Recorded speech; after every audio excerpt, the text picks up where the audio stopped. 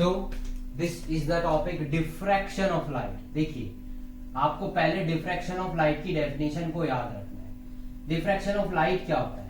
Diffraction of light ये होता है कि अगर आप मान के चलिए कोई भी टॉर्च है और उससे आप लाइट को किसी वॉल के ऊपर गिरा रहे हैं, तो आप देखेंगे कि टॉर्च का जो सर्कल है, लाइट जो वहां पे गिर रही है उसका जो सर्कल है, उन दोनों में फर्क होगा, और जो दीवार पे जो सर्कल बना होगा वो लाइट के सर्कल से बड़ा होगा। तो इसका मतलब क्या होगा कि जब लाइट किसी भी अपर्चर का मतलब होता है ऐसे गैप, उससे जब निकलती है तो इसके जो किनारे होते हैं वो उससे वो क्या होते हैं, वो किनारे पे पेनिट्रेट करते हुए ऐसे फैल जाती है, और फैलने की इसी फिनोमेना को हम बोलते हैं क्या? Diffraction of. What is the diffraction? It is the phenomena of bending of light. ठीक है, बेंडिंग ऑफ लाइट मतलब ये मान के चलिए अपर्चर है, जब इसमें से लाइट निकलती है तो क्या होगा, ये जो कॉर्नर है इससे बेंड हो जाएगी, और बेंड होकर ऐसे फैल जाती है या ऐसे फैल जाती है। तो यही फिनोमेना होता है diffraction of light. What is the diffraction of light? Diffraction of light is the phenomena of the bending of light at the corner of the aperture. जो हमने रास्ते में अपर्चर लगाई है, ये भी अपर्चर है, इसके इस तरफ लाइट नहीं जाएगी, बीच में से लाइट जाए, तो इसकी जो कॉर्नर है इनसे लाइट ऐसे फैल जाती है, और bending of the light at the corner of the aperture so that it penetrates into the geometrical shadow of the aperture. और उससे होता है क्या? देखिए कायदे में होना क्या था कि लाइट जैसे इतने हिस्से से निकल रही तो ऐसी जानी चाहिए थी, लेकिन वो ऐसे फैल जाती है। तो मतलब जहां ये जो शेडो है इसकी अपर्चर है, इसकी शेडो होनी चाहिए थी, लाइट वहां तक घुस जाती है और ऐसे वो फैल जाती है, और इसी फिनोमेना को क्या बोलते हैं हम? Diffraction of light. तो डिफ्रैक्शन ऑफ लाइट जब होता है बच्चों, तो हमें जो पैटर्न मिलता है वो कुछ इस तरीके से मिलता है कि सेंटर में एक डॉट मिलेगा, एक ब्राइट मैक्सिमा मिलेगा, और उसको बोलते हैं हम central bright maxima. Central bright maxima, ठीक है। फिर इसके बाद ये जो इंटेंसिटी है वो यूनिफॉर्मली डिक्रीज होती रहती है, जबकि हमने इंटरफेरेंस में पढ़ा था हर फ्रिंज की इंटेंसिटी सेम होती है, लेकिन डिफ्रैक्शन में ऐसा नहीं होता, और इसको बोलते हैं Fraunhofer diffraction due to a single slit. इसके अंदर देखिए होता क्या है, ये सोर्स ऑफ लाइट है मोनोक्रोमेटिक, आपको ये भी याद रखना है, मोनोक्रोमेटिक सोर्स ऑफ लाइट है। इसके फोकस पे मैं क्या करता हूं, यहाँ पे एक लेंस लगा देता हूं, डबल कॉन्वेक्स लेंस, और इसको लगाने के बाद वो क्या होगा, ये जो लाइन है ये पैरेलल हो जाएगी, और पैरेलल होने से हमारा ये जो एक प्लेन वेव फ्रंट बन जाएगा। वेव फ्रंट क्या होता है, इसको आप एनसीईआरटी से पढ़ लेना एक बार, उतना समय नहीं कि मैं एक्सप्लेन कर सकूं। तो ये वेव फ्रंट है, जब ये आएगा तो ये वेव फ्रंट यहाँ पे आएगा, ठीक है, ये पॉइंट सी है और ये वेव फ्रंट ए भी है। अब यहाँ के बाद आप एक्चुअल कॉन्सेप्ट को समझिए, ठीक है। मैं यहाँ पे 1 मिनट के लिए क्या कर रहा हूँ, इस लेंस को ही हटा देता हूँ, जिससे कि आपको कंफ्यूजन बिल्कुल भी ना हो, ठीक है। अब आप देखेंगे और आपको सब समझ में 1 मिनट में आ जाएगा क्या हो रहा है यहाँ, क्या नहीं हो रहा है। तो जब ये लाइट इसके अंदर से गुजरेगी तो वो ऐसे फैल जाती है, और इसी फिनोमेना को डिफ्रैक्शन ऑफ लाइट। देखिए मान के चलिए ये पॉइंट ए है और यहाँ पे एक वेवलेट है और यहाँ पे दूसरी वेवलेट है, ठीक है। अब ये वेवलेट्स क्या होता है ये भी आपको एनसीईआरटी की बुक में पढ़ना पड़ेगा, उतना समय है नहीं। तो देखिए मान के चलिए ये वेवलेट यहाँ से जा रही है और यहाँ मिल रही है, और एक वेवलेट यहाँ से जा रही है, यहाँ मिल रही है। तो जो वेव यहाँ से चली है और एक वेव यहाँ से चली है, तो इनका पाथ डिफरेंस ये होगा। मान के चलिए अगर ये जो विड्थ है, इसकी जो फ्रिंज की विड्थ है ये क्या है, ए है, तो मैं यहाँ से परपेंडिकुलर ड्रॉ कर रहा हूं, तो जो बी एन है वो क्या हो गया, पाथ डिफरेंस बी, तो B N is equal to path difference. अब यहाँ पे आप समझिए, ये एक राइट एंगल ट्राइंगल है, ये मेरा परपेंडिकुलर है, ये मेरा बेस है, ऑलराइट, सॉरी ये मेरा हाइपोटेनियस है और ये मेरा बेस है। A N is the base, B N is the perpendicular and A B is the hypotenuse. तो B N is equal to क्या होगा, ए साइन थीटा, और यहाँ पे ए क्या है, ये फ्रिंज विड्थ है। अब आपको समझना पड़ेगा, देखिए यहां से एक वेव है और यहां से एक वेव चलती है, ये दोनों वेव जब चलती है तो यहां जाके मिलती है। अगर ये जो दोनों वेव है इनका ये जो पाथ डिफरेंस एन लैम्डा होगा, अगर एन लैम्डा होगा, तो नो डाउट ये जो यहां से जो वेव चल रही है ये क्या कर रही होंगी, वहां जाके कंस्ट्रक्टिव इंटरफेरेंस में पार्टिसिपेट कर रहे होंगे। लेकिन आपको एक बात और समझनी होगी, क्या समझनी होगी, अगर ए और बी से चलने वाली वेव यहाँ ये एन लैम्डा है, अगर ए और बी से चलने वाली वेव कंस्ट्रक्टिव इंटरफेरेंस या पाथ डिफरेंस मान के चलिए 1 लैम्डा का है, ठीक है, तो इसके बीच में जो पॉइंट होगा इसका और इसका पाथ डिफरेंस ये कितना, क्योंकि ये बीच में, तो ये पाथ डिफरेंस कितना होगा, लैम्डा बाई 2 का। इसके बीच में जो पाथ डिफरेंस होगा वो क्या होगा, लैम्डा बाई 4 का। मैं जो बात बोल रहा हूं इसको आप रिपीटेडली 2-3 बार देखेंगे, इतना आसान नहीं है ये समझना, because it is the diffraction of light, it is quite typical. मैं कह रहा हूँ अगर मान के चलिए ये bn1 लैम्डा है, ठीक है, तो bn1 लैम्डा का मतलब क्या होगा, यहाँ से चलने वाली वेव और यहाँ से चलने वाली वेव जब यहाँ जाके मिल रही है तो यहाँ से और यहाँ से चलने वाली वेव मान के चलिए ये 1 लैम्डा का जो है पाथ डिफरेंस मेंटेन कर रही है। तो जब 1 लैम्डा का पाथ डिफरेंस ये मेंटेन कर रही है तो हमने इसमें पढ़ा था कि 1 लैम्डा का अगर पाथ डिफरेंस होगा तो यहाँ जाके ये क्या बनाएंगे, एक ब्राइट फ्रिंज बनाएगी, लेकिन यहाँ पे ये क्या बना रही है, डार्क बना रही है। उसका रीजन क्या है ये समझिए।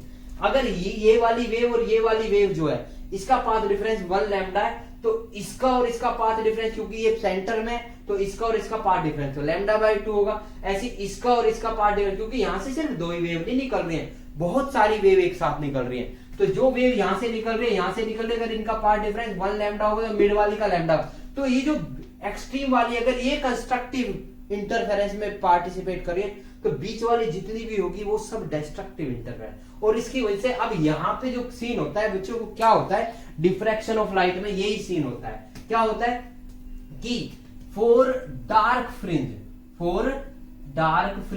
वहां पे हमने पढ़ा था डार्क फ्रिंज के लिए क्या होता है, पाथ डिफरेंस दैट इज ये bn, ये तो आया bn is equal to a sin theta, ये कितना होना चाहिए, n लैम्डा होना चाहिए। और क्यों होना चाहिए वो मैं बता चुका हूं, क्योंकि अगर a और b सबसे लास्ट वाली वेव है ये इस पूरे वेव फ्रंट में, मतलब यहां और यहां वाली जो वेव्स हैं ये अगर कंस्ट्रक्टिव बना रहे हो तो इसके बीच वाले जितनी होगी वो सब डिस्ट्रक्टिव बना रहे हो। क्यों बना रहे होंगे, क्योंकि ये और ये पॉइंट अगर 1 लैम्डा है तो ये और ये वाला पॉइंट क्या होगा, λ/2। इसी तरीके से इसके बीच में कोई पॉइंट ले रहा हूं, यहां से वेव जा रही है यहां से वेव जा रही है तो कितना होगा, λ/4, क्योंकि ये वाला पॉइंट मिड पॉइंट है। तो जब ये एक्सट्रीम जो पॉइंट ए और बी से अगर हमारा इंटरफेरेंस कंस्ट्रक्टिव बन रहा है तो इसके बाद इसके बीच में जो भी पॉइंट होगा वो सब डिस्ट्रक्टिव बनाएंगे। तो यहाँ पे जो केस है बिल्कुल उल्टा हो गया। इसी तरीके से यहाँ पे अगर मैं ब्राइट फ्रिंज की बात करूं तो ब्राइट फ्रिंज कब बनेगा, ब्राइट फ्रिंज तब बनेगा जब a sin theta is equal to कितना होगा, 2n+1 λ/2। अब आपको एक क्वेश्चन और राइज होगा, वहां में हमने पढ़ा था 2n-1 λ/2, यहां पढ़ रहा हूं मैं 2n+1 λ/2। उसका रीजन क्या है, उसका रीजन बच्चों ये है क्योंकि यहाँ पे सेंटर में ब्राइट, वहां पे क्या था, फर्स्ट मैक्सिमा सेकंड मैक्सिमा, ऐसे फर्स्ट मिनिमा सेकंड मैक्सिमा, यहाँ पे क्या होता है, इसको बोलते हैं फर्स्ट मिनिमा, इसको बोलते हैं फर्स्ट सेकेंडरी मैक्सिमा, फिर सेकंड मिनिमा।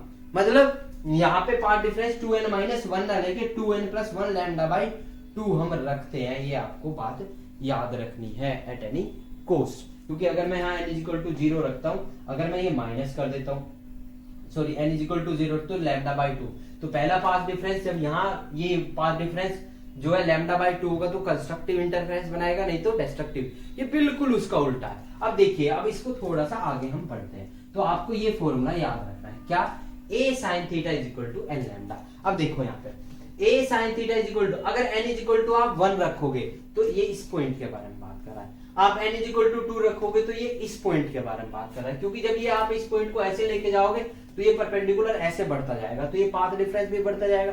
तो जब पाथ डिफरेंस डिफ्रैक्शन में जब path difference 1 lambda 2 lambda 3 lambda 4 lambda 5 lambda का हो तो हमें क्या मिलता है, मिनिमा मिलता है, अदरवाइज मैक्सिमम मिलता है। ये बिल्कुल उसका उल्टा है। अब देखिए मैं क्या चाहता हूं, अब मैं चाहता हूं फ्रिंज की विड्थ निकालना, सेंट्रल ब्राइट मैक्सिमा की विड्थ निकालना। तो इसमें अब टॉपिक आ जाता है width of central bright maxima. देखना ध्यान से, width of central bright maxima. तो इसमें क्या होता है, ये सिंगल स्लिट लगी हुई होती है और यहाँ पे हमें पैटर्न मिलता है ऐसे, ठीक है, और यहाँ पे एक ये हम इसका भी यूज करते हैं। अब देखना चाहते हैं, अब मैं इसकी विड्थ निकालना चाहता हूं, ये विड्थ, तो विड्थ कैसे निकलेगी भाई, इसकी विड्थ ऐसे निकलेगी, ऐसे जैसे हमने अभी निकाली थी ना।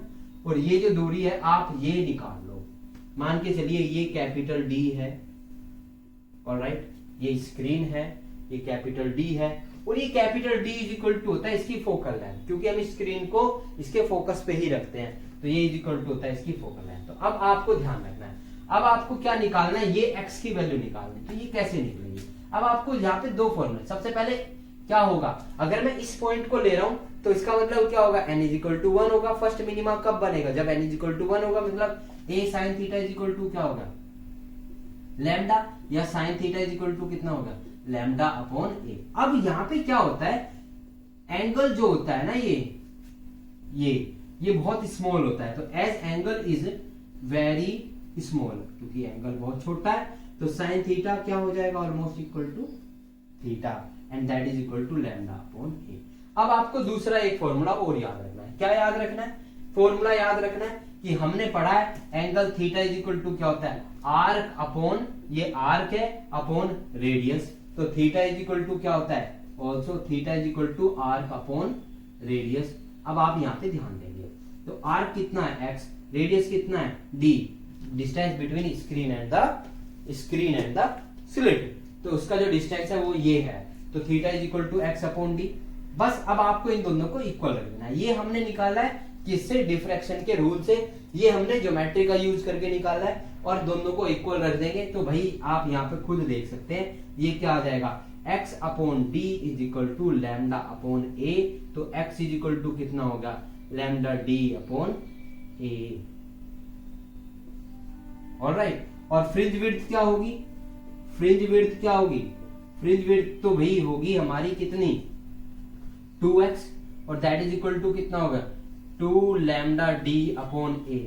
और मैं अभी बता चुका हूं यहाँ पे d इज इक्वल टू होता है f, क्योंकि हम इसके फोकस पे इसको रखते हैं, तो ये कितना हो गया, 2 lambda f upon a is known as the fringe width. और एंगुलर विड्थ की बात करूं तो एंगुलर विड्थ बच्चों क्या होती है, एंगुलर विड्थ क्या होगी आप ये भी समझिए, एंगुलर विड्थ होगी ये पूरा 2a, ये 2 theta is equal to angular width, तो 2 थीटा एंगुलर विड्थ, और ये किसके इक्वल आएगी, ये इसके इक्वल आएगी 2 लैम्डा अपॉन a, या आप इसको ऐसे भी लिख सकते हो, कैसे लिख सकते हो कि यहाँ पे थीटा इज इक्वल टू आया था मेरा x अपॉन डी, और d is equal to f, तो आप इसको ऐसे भी लिख सकते हो 2x अपॉन, सॉरी हाँ 2x अपॉन f, आप इसको ऐसे भी लिख सकते हैं। तो ये हमारा कॉन्सेप्ट था डिफ्रैक्शन ऑफ लाइट का, और इसमें से 100% आपका क्वेश्चन आएगा ही आएगा, इन दोनों टॉपिक में से एक क्वेश्चन बनता ही है। तो अब हम इसके ऊपर कुछ क्वेश्चन करेंगे, ठीक है, और आपको सब चीजें और क्रिस्टल क्लियर हो जाएंगी, ठीक है। तो लेट्स मूव अहेड।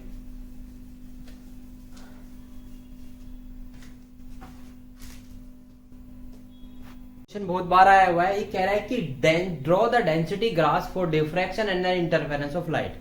आपको डिफ्रैक्शन और इंटरफेरेंस ऑफ लाइट जो है उसके इंटेंसिटी, देखिए यहां पे मैं पाथ डिफरेंस को शो कर रहा हूं और यहां पे मैं इंटेंसिटी को शो कर रहा हूं। अब मैं आपको सारी चीजें बताऊंगा, ठीक है। तो सबसे पहले मैं ग्राफ प्लॉट कर रहा हूं इंटरफेरेंस का, और यहां पे भी वही चीजें हैं, और यहां पे मैं बात ये जो मैं करूंगा ये डिफ्रैक्शन का करूंगा। तो ये मेरा हो गया इंटरफेरेंस के लिए, आपको याद रखना है, और ये मेरा हो गया डिफ्रैक्शन के लिए। अब आपको ध्यान देना है, तो इंटरफेरेंस में क्या पढ़ा था हमने, ये पढ़ा था हमने ऐसा कि जो हाइट होती है ऑफ इंटेंसिटी ये सेम होती है दोनों तरफ। ये सेंटर का केस था, और मिनिमा कहां बनेगा, ये पाथ डिफरेंस 0 का था। पहला मिनिमा कहां बनेगा इंटरफेरेंस में, लैम्डा बाई 2 पे। फिर मैक्सिमा कहां बनेगा, कंप्लीट लैम्डा पे।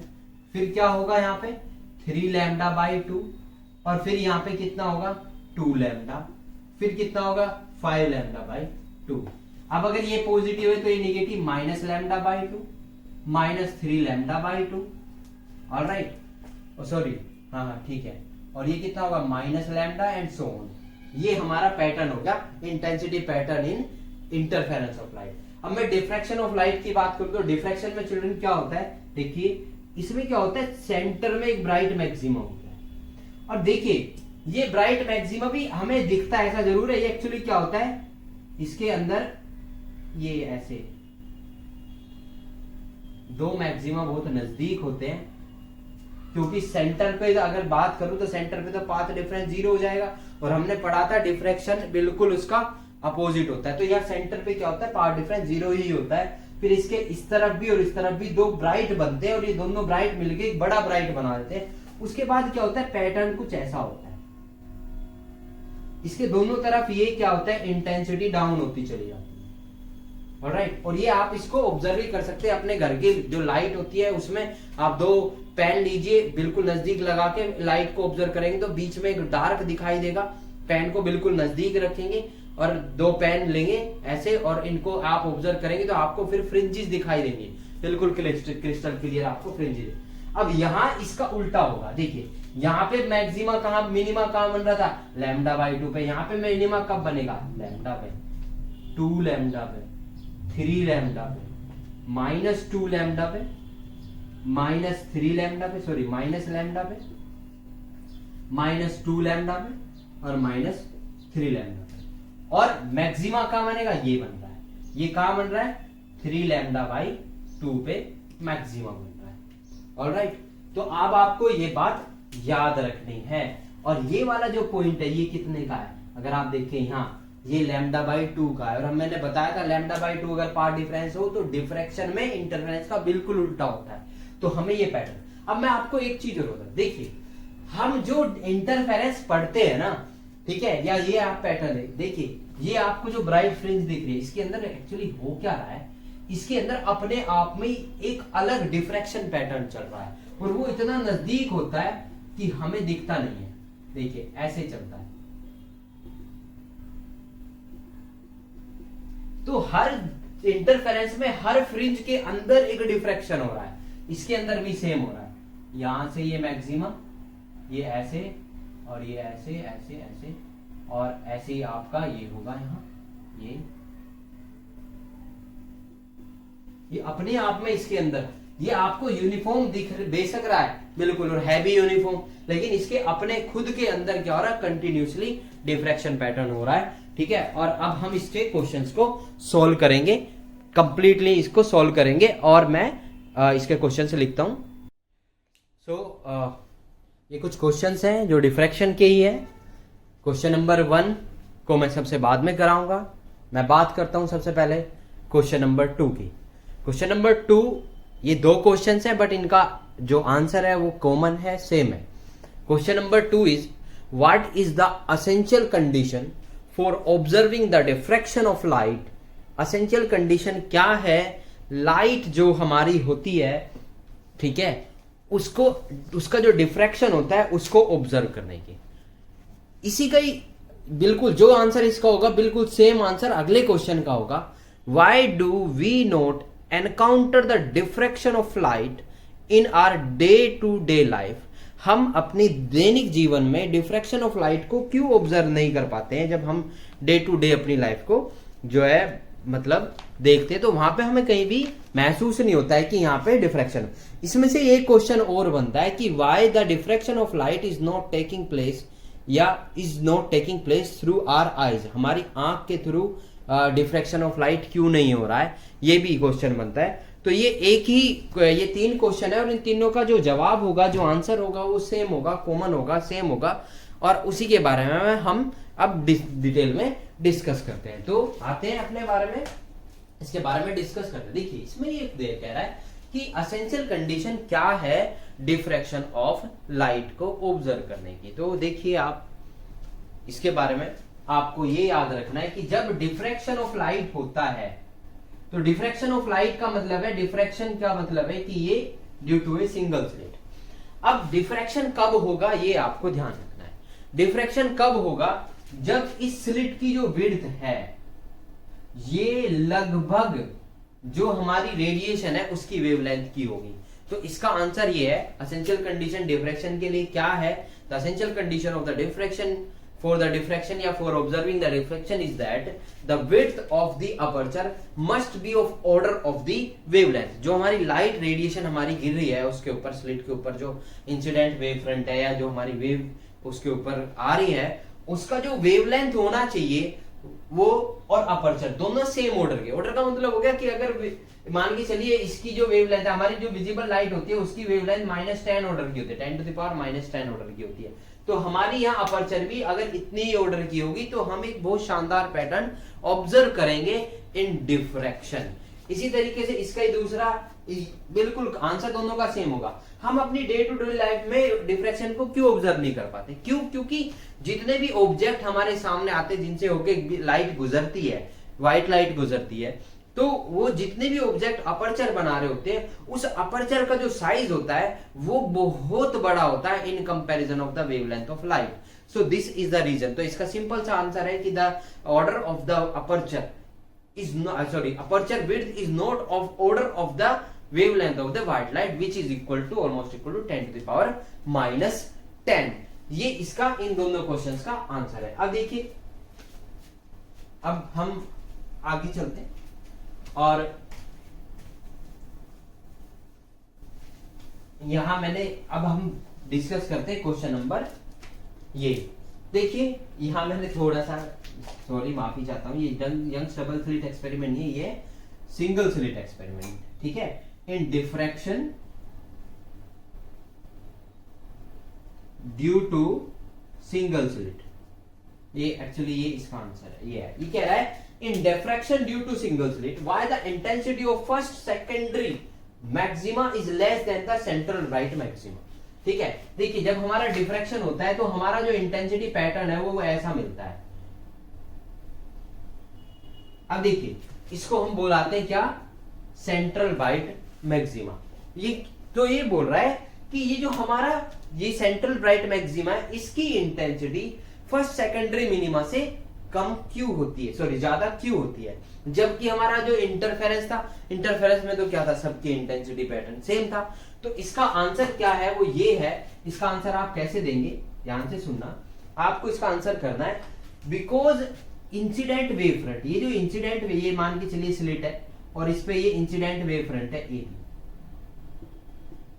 और क्योंकि ये जो सेंट्रल ब्राइट मैक्सिमा है ये इसका सेंटर है, तो यहां से जितनी भी वेव्स जा रही हैं, जितनी भी वेव्स यहां से जा रही हो, यहां से जा रही हो, यहां से जा रही हो, यहां से जा रही हो, इस पूरे इंसिडेंट वेव फ्रंट से जितनी भी वेव जा रही है वो सब कंस्ट्रक्टिव इंटरफेरेंस में पार्टिसिपेट करें। तो इसका आंसर ये है all the wavelets those are coming out from the incident wavefront AB, plane incident wavefront AB, are participating in the constructive interference due to which the intensity of light is maximum at the center।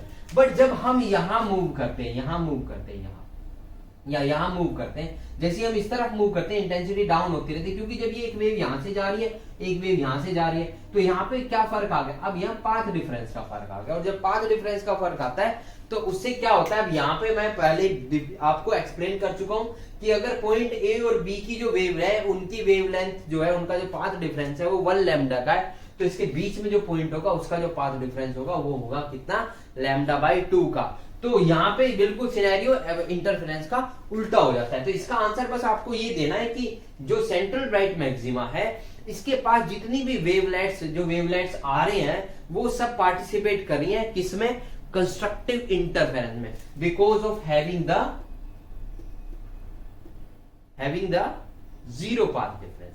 ठीक है, this is the answer. अब हम अगले question पे चलते हैं। तो ये नीचे वाले दोनों क्वेश्चन हो गए। अब हम नेक्स्ट क्वेश्चन पे आते हैं। Let's come to the next question, और ये आपको अब समझाते हैं क्या होता है। देखिए,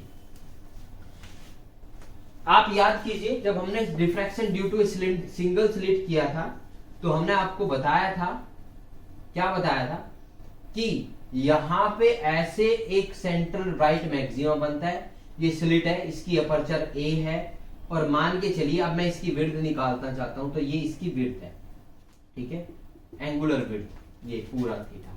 अब मान के चलिए इसके सेंटर से x दूरी तक, यहां तक पहला मैक्सिमा जा रहा है, इसके इस तरफ भी x जा रहा है और इसके इस तरफ भी, मतलब सेंट्रल ब्राइट मैक्सिमा की जो विड्थ है वो कितनी है, 2x है। तो आप याद करो वो कैसे निकाला था हमने, वो निकाला था a sin थीटा। इसका मतलब ये हुआ कि देखिए a sin theta is equal to n lambda, n is equal to आप क्या कर दो, 1 कर दो। इसका मतलब क्या है, इसका मतलब यहाँ पे, इसका मतलब है कि मैं यहाँ पे बात कर रहा हूँ किसकी, मैं बात कर रहा हूँ n इज इक्वल टू 1 रखने का मतलब हो गया मेरा फर्स्ट मिनिमा कहाँ बनेगा, और मैंने बताया था फर्स्ट मिनिमा कहाँ बनेगा, जब पाथ डिफरेंस आपका 1 लैम्डा हो जाए। तो इसका मतलब क्या होगा, इसका मतलब ये होगा कि a sin theta is equal to lambda. अब because theta is very small, तो मैं इसको ऐसे लिख सकता हूँ कि a theta is equal to lambda upon, sorry is equal to lambda, तो थीटा इज इक्वल टू क्या होगा लैम्डा अपॉन ए। अब देखिए मान के चलिए हमारा जो फर्स्ट मिनिमा बन रहा है ये सेंटर से x दूरी पे बन रहा है। अब क्योंकि ये सेंटर से x दूरी पे बन रहा है वही हमें पोजीशन निकालनी है, तो इसका मतलब देखिए ये क्या हो गया x हो गया, तो यहाँ पे theta is equal to arc upon radius भी होता है, आर्क अपॉन रेडियस भी होता है। आर्क कितना है x, रेडियस कितना है कैपिटल D, तो x upon capital D is equal to lambda upon a, तो x इज इक्वल टू कितना हो गया लैम्डा d अपॉन a। और ये क्या आई है, ये पोजीशन आई है सेंटर से फर्स्ट मिनिमा की दूरी आई है, फर्स्ट मिनिमा। अगर मुझे सेकंड मिनिमा की दूरी निकालनी हो तो फिर x nth position of x nth minima centre से, तो उसके लिए कुछ नहीं करना है, एल लैम्डा डी अपॉन ए। और मैक्सिमा की निकालनी हो तो एक्स एन मैक्सिमा, तो उसके लिए फॉर्मूला क्या लगेगा 2n minus 1 sorry 2n plus 1 lambda D upon 2a, ये फॉर्मूला रहेगा। इसका मतलब भी मैं समझा देता हूं। देखिए सेंटर से फर्स्ट मिनिमा यहां बन रहा है, सेकंड मिनिमा कहां बनेगा, ये सेकंड मिनिमा बना है, सेकेंडरी मिनिमा बना है, तो इसकी पोजीशन कहां होगी सेंटर से। तो अब आपको इसकी पोजीशन ये निकालनी है, तो कुछ नहीं करना है, यहाँ पे 2 रख देना है और काम खत्म हो जाता है, 2 लैम्डा डी अपॉन ए। अब इसको मैं सोल्व करता हूं क्वेश्चन को और आपको अब सब क्रिस्टल क्लियर हो जाएगा। देखिए आप क्वेश्चन को पढ़िए। क्वेश्चन कह रहा है कि मेरे पास क्या है, एक मोनोक्रोमेटिक सोर्स ऑफ लाइट है। मोनोक्रोमेटिक सोर्स ऑफ लाइट कैसे मिलता है, मैंने बताया था आपको, सोडियम लैंप वगैरह का हम यूज करते हैं। तो यहाँ पे क्या है, सोडियम लैंप ही है, 2 लैंप है, ठीक है। एक जो वेवलेंथ भेज रहा है वो भेज रहा है 5890 एंगस्ट्रॉम, दूसरा भेज रहा है 5896 एंगस्ट्रॉम, ठीक है। अब ये क्या कह रहा है यहाँ पे, आप जैसा कि क्वेश्चन में दिया हुआ था हमारे पास, देखिए पैटर्न क्या है कि ये विड्थ, ये एक फ्रिंज है, सॉरी ये एक स्लिट है, और देखिए मैं आपको पहले ही बता चुका हूं कि यहां से सेंटर से कितनी दूरी पे पहला मैक्सिमा या मिनिमा बनेगा वो उसकी वेवलेंथ के ऊपर डिपेंड करता है। अब मैं सोडियम लाइट यूज कर रहा हूं, एक में वेवलेंथ कितनी यूज कर रहा हूं 5890 एंगस्ट्रॉम, दूसरे में वेवलेंथ यूज कर रहा हूं 5896 एंगस्ट्रॉम। ऑलराइट, यहाँ पे जो विड्थ ऑफ द स्लिट है वो क्या है 2 into 10 to the power -3 metre, 2 mm का मतलब यही होगा, और कैपिटल D कितना है 2 मीटर है। तो अब देखिए जब आप इसका यूज कर, एक बार एक लैंप का यूज करेंगे, तो अब इसका फर्स्ट मैक्सिमा कहां बनेगा, ये फर्स्ट सेकेंडरी मैक्सिमा यहां बन रहा है, ठीक है। और ये किसके लिए बन रहा है, एक वेवलेंथ के लिए। तो आप फर्स्ट एक वेवलेंथ के लिए फर्स्ट सेकेंडरी मैक्सिमा निकालेंगे, तो वो कैसे निकालेंगे sorry 2n plus 1 lambda D upon D, 2n plus 1 lambda D upon D से हम निकाल लेंगे, ठीक है। अब लैम्डा 1, और ऐसी नई पोजीशन दूसरी वेवलेंथ के लिए क्या होगी 2n plus 1 lambda 2 D upon D, ठीक है। और ये 2 नहीं होगा, ये फर्स्ट मैक्सिमा ही है। अब ये पूछ रहा है इन दोनों के बीच में जो गैप होगा वो निकालना है। सबसे पहले तो आपको n इक्वल टू यहाँ पे 1 रखना है, लैम्डा 1 लैम्डा 2 आपको दिया हुआ है, कैपिटल D दिया हुआ है, स्मॉल a दिया हुआ है, सबकी वैल्यूज रख देनी है और आपको जो है ये निकल के 2 मिनट में आ जाएगा। अब हम कुछ और क्वेश्चंस है जिनको डिस्कस करते हैं इसी टॉपिक में, डिफ्रैक्शन ऑफ लाइट में, जिससे कि आपका कोई भी टॉपिक रह ना। कुछ क्वेश्चंस और, question number 1, 2 identical coherent waves are participating in interference of light, what will be the intensity in constructive interference and destructive interference। ये क्वेश्चन नंबर 1 है। क्वेश्चन नंबर 2 है, no interference pattern is detected when 2 coherent sources are far apart। Question number 3 है, 2 independent light sources can never produce interference, why। तो सबसे पहले मैं आपको question number 3 से शुरू कराता हूं, 3 से शुरू कराता। तो ये कह रहा है कि 2 अलग अलग लाइट सोर्स हैं, उनसे हम इंटरफेरेंस को क्यों ऑब्जर्व नहीं कर पाते हैं। देखिए 2 अलग अलग लाइट से हम इसलिए नहीं कर पाते हैं, इसका आंसर है बिकॉज लिख सकते हैं, एज लिख सकते हैं, 2 इंडिपेंडेंट सोर्स कभी भी कोहेरेंट हो ही नहीं सकते। और इंटरफेरेंस और डिफ्रैक्शन की एसेंशियल कंडीशन क्या है, the source must be, interference की कंडीशन है the source must be monochromatic as well as coherent. Monochromatic भी होना चाहिए और कोहेरेंट भी होना चाहिए, only then we can observe the pattern interference, otherwise we can not observe the interference pattern. तो यही कह रहा है दो इंडिपेंडेंट लाइट सोर्स है, ये कभी भी इंटरफेरेंस प्रोड्यूस नहीं करते, because the reason behind that is that because two sources can never be coherent, two independent sources, एक के दो बना सकते हो, वो कोहेरेंट कहलाए जाएंगे, अलग अलग कभी भी कोहेरेंट सोर्सेज नहीं होंगे। तो इसका आंसर है as two sources, two separate यहां पे इंडिपेंडेंट लिखना चाहिए, independent sources can never be, क्या नहीं हो सकते, कैन नेवर बी कोहेरेंट। तो इसका आंसर हमारा ये हो जाता है कि दो इंडिपेंडेंट सोर्सेज जो है वो कोहेरेंट नहीं हो सकते। तो अब मैं इस क्वेश्चन को साफ कर दे रहा हूं। अब इससे ऊपर वाला क्वेश्चन नंबर 2 को पढ़ते हैं, और इसको पढ़ते हैं। ये कह रहा है कि अगर मान के चलिए, फर्ज करिए जब हम इंटरफेरेंस पैटर्न को ऑब्जर्व करते हैं तो ये एक स्लिट है, ये दूसरी स्लिट है, और इसके बीच का जो डिस्टेंस है ये हो गया हमारा D.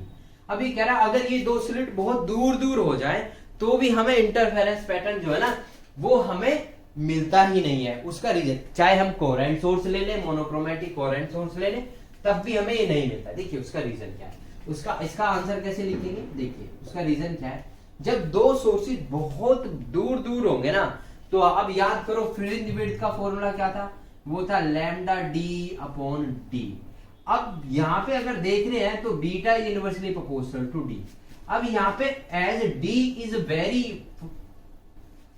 Large, since d is very large so beta will be very small, और बीटा बहुत स्मॉल होने की वजह से जो फ्रिंज विड्थ है डार्क और ब्राइट इतनी माइनर होगी कि आप डिफरेंशिएट ही नहीं कर पाएंगे कि डार्क फ्रिंज कहां बन रही है और ब्राइट फ्रिंज कहां बन रही है। तो this is the answer of हमारा जो सेकंड क्वेश्चन है, उसका आंसर ये हो जाता है। अब देखिए हमारा थर्ड क्वेश्चन है, थर्ड क्वेश्चन के बारे में हम बात करते हैं, थर्ड क्वेश्चन के बारे में, सॉरी फर्स्ट क्वेश्चन के बारे में बात करते हैं। ये कह रहा है टू आइडेंटिकल कोहेरेंट वेव्स हैं। अब आइडेंटिकल का मतलब क्या हुआ, देखिए कोहेरेंट है तो ऑब्वियस सी बात है कोहेरेंट सोर्सेज वो सोर्सेज होते हैं जिनकी वेवलेंथ सेम हो, जिनकी फ्रीक्वेंसी सेम हो, एम्पलीट्यूड अलग अलग हो सकते हैं।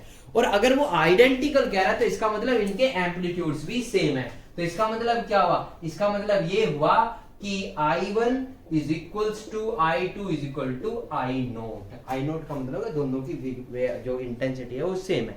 तो हमने पढ़ा था, क्या पढ़ा था, for constructive interference. Constructive interference की कंडीशन क्या थी, याद कीजिए। कंस्ट्रक्टिव इंटरफेरेंस के लिए I इज इक्वल टू था I1 plus I2 plus 2 root I1 root I2 कोस फाई। ये इसका था कंस्ट्रक्टिव। अब कंस्ट्रक्टिव इंटरफेरेंस के लिए क्या था phi is equal to 0 degree था, फिर कितना था 2 pi, 4 pi, 6 pi and so on. तो I इज इक्वल टू कितना हो जाएगा कंस्ट्रक्टिव में, I0 plus 2 under root I0 under root ये I0 हो गया, कोस पाई की वैल्यू 1 हो गई, और ये कितना हो गया 4 I0। तो आपसे डायरेक्ट क्वेश्चन भी कई बार पूछ लेता है, अगर कंस्ट्रक्टिव इंटरफेरेंस में जो अगर एक सोर्स की इंटेंसिटी I0 है तो रिजल्टेंट इंटेंसिटी 4 टाइम्स होगी, एक की 4 गुना होगी। ठीक है, अब देखिए यहाँ पे दूसरा डिस्ट्रक्टिव। आप याद करो डिस्ट्रक्टिव के लिए क्या था, फाई इज इक्वल टू पाई 3 पाई 5, मतलब ओड मल्टीपल ऑफ पाई, और उसकी वैल्यू -1 होती है। तो जब ये माइनस हो जाएगा तो इससे ये कट जाएगा, तो डिस्ट्रक्टिव के लिए क्या आ जाएगी, इसकी वैल्यू 0 आ जाएगी। ये इसका आंसर है और कुछ भी नहीं इसमें करना है। अब देखिए, अब हम सबसे नीचे वाले क्वेश्चन पे मूव करते हैं, और ये आपको जो है समझ में आएगा क्वेश्चन जब मैं इसको शुरू करने वाला हूं।